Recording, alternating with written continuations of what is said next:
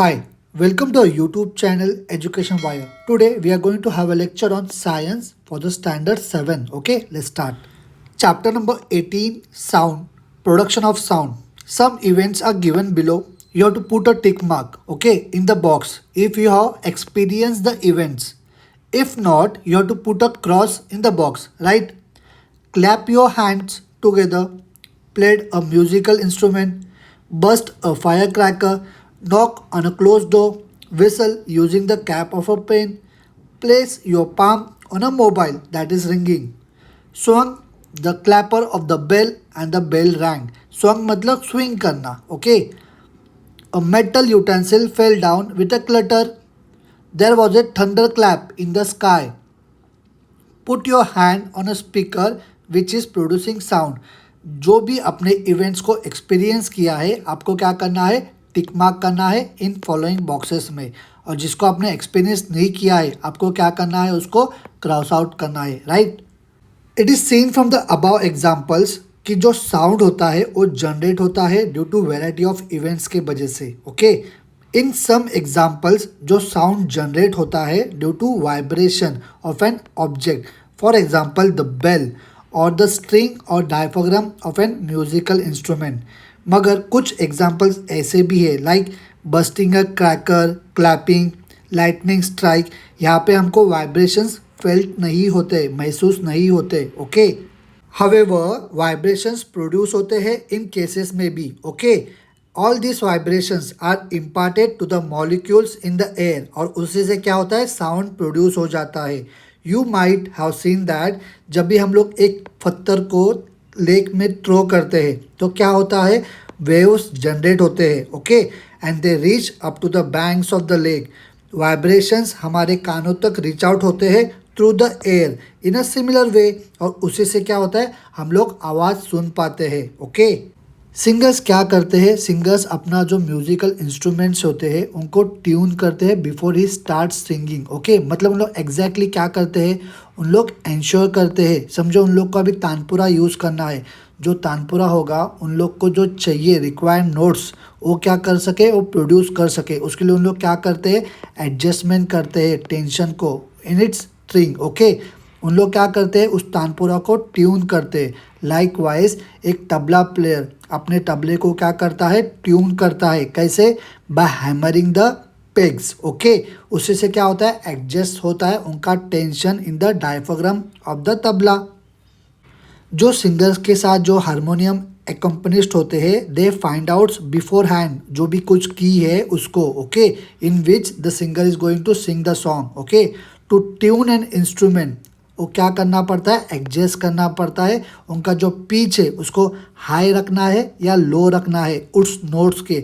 फिर क्या होगा, उसी से नोट्स प्रोड्यूस हो जाएंगे. ओके, जो पिच होता है एक साउंड का वो डिपेंड होता है फ्रीक्वेंसी के ऊपर. हमारे इंडियन म्यूज़िक में जो म्यूज़िकल नोट्स है लाइक सा रे ग म प ध नी, ये सब क्या है, इंक्रीजिंगली हायर पिच है. Okay, in scientific terms frequency is a measure of pitch. Okay, just we have learned how sound is generated. वो हमारे पास कैसे पहुँचता है, on traveling through some medium, कुछ ना कुछ मीडियम लगता है ना उसको, उसी के बाद हम लोग उसको सुन पाते हैं. We have also seen that vibration जो होता है of an object वो necessary होता है sound के generation के लिए. Okay, in the present lesson we are going to learn more about vibration, pitch, intensity and level of sound. Okay, जब भी आप म्यूजिकल इंस्ट्रूमेंट का स्ट्रिंग को पुल करते हो सच एज ऑफ तानपुरा, वो क्या करता है, स्ट्रिंग वाइब्रेट होना चालू करता है इस तरीके से, बराबर है. But the two ends of the vibrating string are still, मतलब जो उसके दो एंड रहेंगे वो स्टिल रहेंगे. ओके, जैसा ही वो वाइब्रेट होता है वो स्ट्रिंग क्या करेगा, मूव करेगा to one side of the central position और फिर से वो रिटर्न आ जाएगा अपने सेंट्रल पोजीशन के पास. ये जो मोशन है स्ट्रिंग का वो रिपीट होता रहेगा again and again eight fix interval of time. Okay, ये जो मोशन है हम लोग इसको क्या बोलते हैं, periodic motion. Okay, always remember एक जो साउंड होता है वो जनरेट होता है by rhythmic vibration of an object. Okay, हम लोग उसको सुन पाते हैं जब तक वो ऑब्जेक्ट वाइब्रेट होता रहेगा तब तक। जब भी हम लोग उसको टच करेंगे जो वाइब्रेटिंग ऑब्जेक्ट है ना उसको, तो क्या होगा, जो वाइब्रेशन है वो स्टॉप हो जाएगा और हम लोग उसका साउंड नहीं सुन पाएंगे। Okay, sometimes we can see the vibration but sometimes हम लोग वाइब्रेशंस को नहीं देख पाएंगे बिकॉज वो इतने माइन्यूट होते हैं कि हम लोग हमारी आंखों से उसको नहीं देख पाते हैं। Okay, now oscillator, oscillations and oscillatory motions. Okay, आप लोगों ने बच्चे लोगों को खेलते हुए देखा होगा या आप लोगों ने खुद भी उस स्विंग के ऊपर बैठ के देखा होगा। आपने ठीक से उसको ऑब्जर्व किया होगा तो आपको पता चलेगा उसका एक मोशन होता है। समझो उसका ये स्टार्टिंग पॉइंट है उस स्विंग का। उस स्विंग क्या करेगा, आगे जाएगा फिर से पीछे आएगा, राइट। वो क्या कर रहा है, ऑसिलेशन कर रहा है। आप लोग को क्या करना है, आपको सेंट्रल पोजीशन को मार्क करना है उसके स्विंग के बराबर। जब आप उसको आगे पुल करोगे तो फिर से वो पीछे जाएगा, फिर से आके एक टाइम में वो आके सेंट्रल पोजीशन पे आके रुक जाएगा, बराबर है। जो स्विंग है जो आगे जाके पीछे आ रहा है उसको हम लोग क्या बोलते हैं, ऑसिलेटर। ओके, जब भी एक स्विंग जो आगे जाता है एक एंड से दूसरे एंड तक और फिर से रिटर्न आ जाता है टू इट्स स्टार्टिंग पॉइंट, उसको हम लोग क्या बोलते हैं, that it has completed one oscillation. The back and forth of a motion of an oscillator on either side of a central position, उसको हम लोग क्या बोलते हैं, ऑसिलेटरी मोशन। ओके, आपको एक एम्प्टी पोर्सिलेन बाउल लेना है। देखिए आप लोग इस इमेज में इसको देख पा रहे हो ना, इसको पोर्सिलेन बाउल बोलते हैं। इधर आपको एक स्टील ग्लास लेना है, दोनों में से एक। उसके बाद एक रबर बैंड को स्ट्रेच करके उस बाउल के ऊपर और उस ग्लास के ऊपर लगाना है, जैसे कि आप लोग इस पिक्चर में देख पा रहे हो। इसके बाद आपको उस रबर बैंड को जर्क देना है। ओके, इस एक्शन को रिपीट करना है बाय अप्लाइंग अ स्मॉलर और greater force. While doing this आपको ऑब्जर्व करना है आप लोग उस रबर बैंड को कितने डिस्टेंस तक स्ट्रेच कर पा रहे हो। ओके, और जो भी कुछ साउंड जनरेट होगा उसको नोट डाउन करना है, राइट। जब भी आप उस रबर बैंड को स्ट्रेच करोगे और रिलीज करोगे वहाँ पे क्या होगा, वाइब्रेशंस आएंगे, बराबर है। तो उसी को क्या करना है, आपको कंपेयर करना है उस वाइब्रेशन को जो फिगर दिया है दूसरा उसके बाजू में उससे। ओके, जब भी आप उस रबर को स्ट्रेच करोगे, इस फिगर में आप लोग देख सकते हो, जब भी आप उस रबर को स्ट्रेच करोगे फ्रॉम द ओरिजिनल पोजीशन ए, वो क्या करेगा, अपना जो पोजीशन है बी उस तरफ आ जाएगा। Okay, it is seen to be curved. आपको कैसा दिखाई देगा, कर्व में दिखाई देगा। जो मैक्सिमम डिस्टेंस होगा between the original position A और बी, जब भी आप उस रबर को स्ट्रेच करोगे उसको बोला जाता है एम्पलीट्यूड ऑफ वाइब्रेशंस, राइट। जैसे ही आप ग्रेटर फोर्स अप्लाई करते हो उस रबर को, वो ज़्यादा स्ट्रेच हो जाएगा। उससे क्या होगा, उससे उसका एम्पलीट्यूड इंक्रीज होगा। जैसे आप उसको रिलीज़ करोगे एक लाउडर साउंड जनरेट होगा, राइट। जब भी आप कम फोर्स अप्लाई करोगे, ओके, रबर कम स्ट्रेच होगा, जो भी साउंड आएगा वो साउंड कैसा होगा, सॉफ्टर होगा, राइट। अभी आपको एक स्ट्रॉन्ग धागा लेना है अबाउट हाफ अ मीटर। उसके बाद उसको एक स्मॉल आयरन और वुडन बॉल को सस्पेंड करना है एक सपोर्ट से, जैसे कि आप लोग इस फिगर में देख पा रहे हो। ओके, सच एन ऑसिलेटर को हम लोग क्या बोलेंगे, हम लोग पेंडुलम बोलेंगे, राइट। उसके बाद हम लोग इस पेंडुलम को एक ऑसिलेटरी मोशन देंगे। The maximum distance between the original position A of the pendulum और उसका एक्सट्रीम पोजीशन क्या होगा, बी और सी होगा, उसको हम लोग क्या बोलेंगे, amplitude of oscillation. In the figure A B A C है क्या है, एम्पलीट्यूड है किसका, ऑसिलेशन का, राइट। इस फिगर को आप लोग टेक्स्ट बुक में ठीक से समझो। हाँ, ये ए से बी जो मूवमेंट कर रहा है ना, इसको ही हम लोग एम्पलीट्यूड बोलते हैं और ये ए टू सी मूवमेंट करेगा। Okay, now do you no, एक स्ट्रेच रबर क्या होता है, रिटर्न आता है अपने ओरिजिनल स्टेट में। ओके, जब भी उसको हम लोग रिलीज करते हैं, वो जो प्रॉपर्टी है उसको हम लोग क्या बोलते हैं, इलास्टिसिटी, राइट। जब भी एक स्ट्रेच रबर बैंड वाइब्रेट होता है तो अभी हम लोग उसको क्या बोलते हैं कि उसकी इलास्टिसिटी जो है वो काम कर रही है, is at work. Okay, all the while that the pendulum जब भी ऑसिलेट करता है तभी हम लोग क्या बोलते हैं, जो अर्थ का ग्रेविटेशन है वो काम कर रहा है, means is at work. Okay, time period of oscillation and frequency, जो टाइम रिक्वायर्ड है for oscillator to complete one oscillation, उसको क्या बोलते हैं? The time period of oscillator. Okay, in the previous activity, जो अभी हम लोग ने बैक पेज में देखा, उसमें क्या हो रहा है? जो ऑसिलेटर है वो ट्रांसवर्सेस हो रहा है। The distance from the extreme position, वो कहाँ से जा रहा है? B to central position. उसका सेंट्रल पोजिशन कौन सा है? ए वाला। एंड फ्रॉम देयर वो कौन से पोजिशन के पास जा रहा है? सी की तरफ। Okay, then again back to A, फिर से वो ए की तरफ जाता है, फ्रॉम ए टू बी। जो टाइम रिक्वायर्ड है for the oscillator to transverse this distance, कौन सा? B to A, C A B, उसको जो टाइम पीरियड है किसके लिए? ऑसिलेशन के लिए, ऑफ द ऑसिलेटर। जो नंबर ऑफ ऑसिलेशंस हो रहे हैं completed by an oscillator in 1 second, कितने? 1 सेकेंड में, उसको क्या बोलते हैं? Is called the frequency of oscillations. Okay, now the total motion, okay, B A C A B in the previous activity is 1 oscillation. जो फ्रीक्वेंसी है is equal to 1 upon time period of oscillation is equal to 1 upon T. Okay, यहाँ पे T क्या है? Time period of oscillation. Frequency is the number of oscillations जो 1 second में हो रहा है। Okay, the unit of frequency वो क्या है? हर्ट्स। मतलब क्या? 1 हर्ट्स मतलब there is 1 oscillation in 1 second. Okay, clear है आपको यहाँ पे? नाउ 100 हर्ट्स मतलब क्या? 100 हर्ट्स मतलब 100 oscillation in 1 second, right? Now अभी आपको क्या करना है? एक प्लास्टिक रूलर लेना है, मतलब एक स्केल लेना है। ओके, जैसा कि आप इस इमेज में देख पा रहे हो, आपको एक स्केल लेके उसको थोड़ा सा पुल करना है बाहर की तरफ। ओके, थोड़ा सा बाहर निकालना है टेबल के बाहर। फिर आपको फ्रेंड को बोल के उसको नीचे पुश डाउन करना है। पुश डाउन करने के बाद क्या होगा? एक साउंड जनरेट होगा। ओके, साउंड जनरेट होने के बाद आपको इस स्केल को रोक देना है, राइट? फिर से उसको 10 सेंटीमीटर बाहर निकालना है स्केल को, फिर से इसको पुश डाउन करके देखो।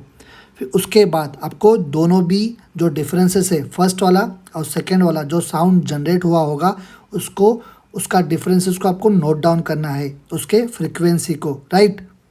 उसके बाद आपको क्या करना है? इस लेंथ को कम करना, अभी थोड़ा थोड़ा कम करके देखना है वो कौन सा साउंड जनरेट करता है, उसकी फ्रीक्वेंसी, उसकी पिच कैसी रहती है, उसको भी नोट डाउन करना है, राइट? ये क्या है? ये इमेज है vibration of the ruler and the sound produce. Okay, now अभी आपको क्या करना है? एक स्ट्रॉन्ग थ्रेड लेना है, एक धागा लेना है ऑफ सफिशेंट लेंथ का।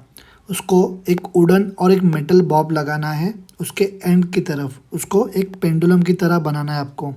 ओके, और जो लेंथ है उसको मेजर करो उस धागे का इन सेंटीमीटर्स। ओके, और उसको नोट डाउन करो ठीक से। उसके बाद उस पेंडुलम को सस्पेंड करो फ्रीली उस सपोर्ट से, राइट? नाउ अभी आपको क्या करना है? उस पेंडुलम को स्विंग करना है। ओके, और स्टॉप वॉच की मदद से आपको रिकॉर्ड करना है कि उस पेंडुलम को कितने सेकेंड्स लगने वाले हैं, रिक्वायर्ड फॉर 20 ऑसिलेशंस। ओके, इस प्रोसीजर को आपको रिपीट करना है 4 से 5 बार, decreasing the length of pendulum by 10 centimetre हर एक टाइम, एवरी टाइम। ओके, इसी ऑब्जर्वेशन को आपको रिकॉर्ड करना है इस टेबल में, फिर डिड्यूस करना है टाइम पीरियड को of oscillation and the frequency of pendulum by making use of the given formula. जो यहाँ पे फार्मूला दिया है उसका यूज़ करके आपको इस टेबल में नोट डाउन करके रखना है। ओके, अभी आपको क्या करना है? जो लेंथ है पेंडुलम का वो फिक्स रखना है at 30 centimetre. Okay, varying the amplitude आपको मेजर करना है जो टाइम रिक्वायर्ड है फॉर 20 ऑसिलेशंस। ओके, हर एक इंस्टेंस में। ओके, डिड्यूस करना है। ओके, मतलब डिडक्शन करना है time period of oscillation and frequency of the pendulum हर एक केस में, using the following table for this purpose. इस पर्पस के लिए आपको इस टेबल का यूज़ करना है। ओके, जो टाइम पीरियड है ऑसिलेशन का, मतलब कि टी, वो किसके ऊपर डिपेंड होता है? वो लेंथ के ऊपर डिपेंड होता है पेंडुलम के। जो टाइम पीरियड है ऑसिलेशन का वो बढ़ जाता है कभी जब वो लेंथ पेंडुलम का ज़्यादा होगा, इंक्रीज होगा तभी। जो फ्रिक्वेंसी है वो सेम ही रहेगी, okay, even if the amplitude decrease होगा और इंक्रीज होगा, okay. Now high and low pitch of sound, आपको एक वुडन बोर्ड लेना है जैसा कि इस इमेज में आपको दिखाया है, ओके। वो 80 टू 90 सेंटीमीटर लॉन्ग होना चाहिए और 5 सेंटीमीटर उसका विड्थ होना चाहिए। आपको क्या करना है, 2 खिले लगाने हैं उसको, ओके, दोनों एंड में, ओके। फिर एक उसके ऊपर मेटल वायर को क्या करना है, उसके ऊपर लगाना है और उसको स्ट्रेच करना है टाइटली। उसके बाद एक वेज शेप का वुडन और एक प्लास्टिक ब्लॉक बीच में लगाना है, ऐसा वाला पहला, ओके। फिर देखना है जो भी कुछ साउंड प्रोड्यूस होगा उसको नोट डाउन करना है after you plug the wire. इस वायर को आप लोग प्लग करने के बाद कौन सा और कैसा साउंड जनरेट होता है। उसके बाद 2 अलग से रेक्टेंगुलर शेप में वुडन ब्लॉक्स लगाने हैं। फिर से आपको देखना है कि आप जब भी प्लग करोगे इस वायर को तभी जो साउंड की फ्रीक्वेंसी होती है वो कैसी होगी, ओके। नाउ जब भी वो वायर में का टेंशन बढ़ जाएगा, ओके, जो फ्रीक्वेंसी ऑफ साउंड है वो भी क्या हो जाएगा, इंक्रीज हो जाएगा। जब भी उसका जो टेंशन है वो रिड्यूस हो जाएगा, जो फ्रीक्वेंसी है वो क्या हो जाएगा, डिक्रीज हो जाएगा, ओके। हम लोग को क्या परस्यू होगा, एक डिफरेंस होगा साउंड में, ओके। जो भी कुछ जनरेट होगा ना उसमें हम लोग को दोनों इसमें डिफरेंसेस दिखाई देगा, राइट। मतलब क्या, जब भी टेंशन इंक्रीज हो रहा है जो रिजल्टिंग साउंड है वो श्रिलर हमको सुनने का आएगा, ओके। जब भी उसमें का उस वायर में का टेंशन रिड्यूस हो जाएगा जो साउंड है वो लेस श्रिल करेगा, उसको क्या बोलते हैं, high and low pitch of sound, okay. Intensity of sound, sound level, loudness और सॉफ्टनेस जो साउंड का होता है उसको इंडिकेट किया जाता है by 2 terms, namely intensity of sound और साउंड लेवल। जो साउंड लेवल होता है is the intensity of sound, okay, जो हम लोग परस्यू करते हैं, जो हम लोग रिसीव करते हैं हमारे कानों से, राइट। जो इंटेंसिटी होता है साउंड का वो प्रोपोर्शनल होता है to the square of amplitude of vibrations. For example, if the amplitude is double, जो एम्पलीट्यूड होता है वो डबल होगा, जो इंटेंसिटी होगा साउंड का that will become 4 times as much, okay. Decibel उसका शॉर्ट फॉर्म है डीबी, ओके। उसका यूनिट है जो हम लोग यूज़ करते हैं for measuring sound level. It was name decibel in the honour of the work of the scientist Alexander Graham Bell, okay. द magnitude of sound level decibel can be deduced, okay, from the intensity of sound। उसके लिए एक mathematical formula है, जब भी intensity of sound it becomes 10 times the original, जो sound level है वो बढ़ जाता है by 10 dB, okay. Now do you know decibel levels of some common sounds, beginning of audible sound, okay, वो कितना है 0 dB। नॉर्मल ब्रीथिंग वो कितना है 10 dB। Murmuring from 5 metre away वो कितना 30 dB। Normal conversation between 2 persons वो कितना 60 dB। हैवी ट्रैफिक जब भी होगा वो 70 dB। Ordinary factories 80 dB। Jet engine 130 dB। Start of ear splitting sound वो कितना है 120 dB। Hearing is temporarily affected by sound of frequency greater than 1000 hertz and levels higher than 100 dB, okay. मतलब इससे हम लोग को परेशानी हो सकती है, इससे क्या होगा, टेम्पररी डेफनेस आ सकता है। जो वर्कर्स जो काम करते हैं नियर एरोप्लेन इंजिन्स उन लोग है एक्सपीरियंस करते हैं, ओके। नाउ ऑडिबल साउंड, जो फ्रिक्वेंसी होता है of the sound audible to human being, इंसानों को, वो होगा बिटवीन 20 hertz to 20,000 hertz, okay. We can only hear sounds in this frequency range, इसी फ्रिक्वेंसी रेंज का जो आवाज़ है वो ह्यूमन बींग सुन सकते हैं, ओके। नाउ इंफ्रासोनिक साउंड, आप लोगों ने कभी हमारे हाथों के मूवमेंट्स का कभी आवाज़ सुना है? जो मूवमेंट्स होते हैं लीव्स के जो कि झाड़ों से गिरते हैं उनका कभी आवाज़ सुना है? नहीं ना। अभी आपको क्या करना है, एक ऑसिलेटर लेना है और उसको स्विंग करना है उस ऑसिलेटर को, ओके, जो कि 3 से 4 ऑसिलेशन करेगा 1 सेकेंड में, राइट। फिर उसी को आपको केयरफुली सुनना है, वो जो भी कुछ साउंड बना रहा है ना उसको, ओके। वो ऑसिलेटर क्या करता है, 3 से 4 ऑसिलेशन करता है 1 सेकेंड में, ओके। जो फ्रिक्वेंसी है उस साउंड की वो 3 से 4 हर्ट्ज़ की है, मगर हम इंसान उस साउंड को नहीं सुन पाते हैं, ओके, बिकॉज उसकी जो फ्रिक्वेंसी होती है that will be less than 20 hertz, okay. In all the above examples जो भी हमने अभी देखे, ऑसिलेशन वहाँ पे हुआ मगर कुछ भी साउंड हमको सुनाई नहीं दिया। उसका क्या मतलब है, जो साउंड हम लोग ने नहीं सुना उसकी फ्रिक्वेंसी 20 हर्ट्ज से कम थी, okay. A sound with a frequency less than 20 hertz, उसको क्या बोलते हैं, इंफ्रासोनिक साउंड बोलते हैं। Sound with a frequency less than 20 hertz वो कौन प्रोड्यूस करता है, it is produce by some animals, उनका नाम है वेल्स, एलिफेंट्स और डायनोसरस, ओके।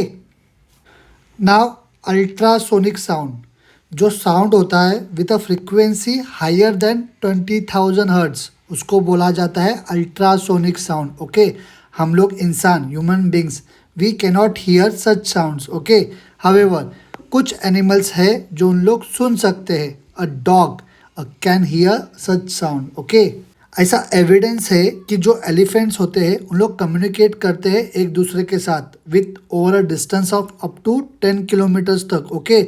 उन लोग क्या करते हैं, इंफ्रासोनिक साउंड का यूज़ करते हैं, जो साउंड इन ऑडिबल होता है हमको, okay. It is also believe that dogs और कुछ एनिमल्स ऐसे हैं they can receive ultrasonic sound signals, okay, in the advance of an impending earthquake, right. Now the uses of ultrasonic sound: to clean delicate ornaments and the tiny part of a watch, to observe internal organs of the body, to detect tumors in the brain, to detect faults in a metal, in radar system, to kill certain microbes and insect। 7 sonar, इसका full form है sound navigation and ranging. इसका use किया जाता है to locate the sea bed और the position of a ship, okay. ये क्या थे, ये यूजेस थे of ultrasonic sound, right. Now do you know, जो पिच होता है साउंड का वो डायरेक्टली रिलेटेड होता है फ्रिक्वेंसी से, ओके। फ्रॉम द ग्राफ जो बाजू में दिया है अलॉन्ग साइड में, we can get further information about the frequency of sound and infrasonic, audible and ultrasonic sound के बारे में हमको अच्छी इन्फॉर्मेशन मिलेंगी, राइट। ये जो ग्राफ दिया है उसमें 20 से लेकर 20,000 ये हर्ट्ज से बराबर है। ये जो आवाज़ आएगा ये ऑडिबल होगा ह्यूमंस के लिए, ओके। और उसके नीचे इंफ्रासोनिक और उसके मतलब 20,000 के ऊपर अल्ट्रासोनिक, इसमें डॉल्फिन, बैट, ओके, उनको ये आवाज़ ऑडिबल होता है, right. Now we have completed this chapter, okay. Still आपको कुछ भी डाउट होगा आप लोग मुझे कमेंट करके पूछ सकते हो, मैं उसका रिप्लाई कर दूंगा। होप आप लोग अच्छी तरीके से इस चैप्टर को लर्न करोगे, ओके। आपको क्या करना है, लाइक करना है सबसे इम्पॉर्टेंट, और इस वीडियो को आपके फ्रेंड के साथ शेयर भी करना है, और जाते जाते इस चैनल को क्या करना है, सब्सक्राइब करना है। हम मिलेंगे अगले चैप्टर के वीडियो में, ओके, बाय।